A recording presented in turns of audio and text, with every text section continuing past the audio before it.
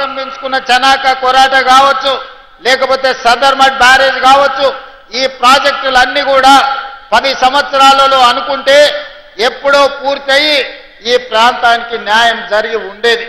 కానీ ఏదైనా కారణం ఏమైనా ఉండొచ్చు, ఆ 10 సంవత్సరాలలో పూర్తి కాలేదు. కాబట్టి పెద్దలు ఉత్తమ్ కుమార్ రెడ్డి గారు సాగునీటి ప్రాజెక్టుగా మంత్రిగా బాధ్యత చేపట్టిన తర్వాత ప్రత్యేకమైన దృష్టి పెట్టి భూసేకరణకు నిధులను మంజూరు చేసి ఈనాడు ఈ ప్రాజెక్టులను పూర్తి చేసుకోవడం జరిగింది. ఈ ఆలోచన చేయకపోవడం వల్లనే తెలంగాణ రాష్ట్రానికి తీరని నష్టం జరిగింది.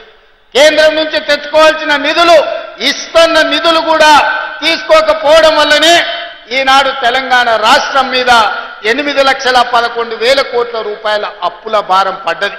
ఇవాళ అప్పే మనకు 30. ఆనాడు పాలకులు చేసిన తప్పులు, వాళ్ళు చేసిన అప్పులు ఈనాడు ఉరితాడై తెలంగాణ రాష్ట్ర ప్రజల యొక్క ఊపిరి తీసే పరిస్థితి వచ్చింది. ఈనాడు ప్రధాన ప్రతిపక్ష నాయకుడిగా ఉన్న పెద్ద మనిషి మాట్లాడే మాటలేనా? అభివృద్ధి చేస్తుంటే చేతనైతే నీ అనుభవంతో ఆశీర్వదించు, నీ అనుభవాన్ని ఉపయోగించి మాకు సూచనలు చేయి. ఒకవేళ ఏది నీకు ఇష్టం లేకపోతే మౌనంగా ఫామ్ హౌస్లోనే పడుకో, మేము వద్దంటలేము.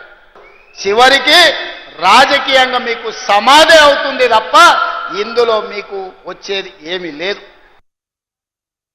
ప్రతి 3 నెలలకు ఒకసారి ప్రధానమంత్రి దగ్గరికి వెళ్తున్నా, ప్రతి 10 రోజులకు ఒకసారి కేంద్ర మంత్రుల దగ్గరికి వెళ్తున్నా.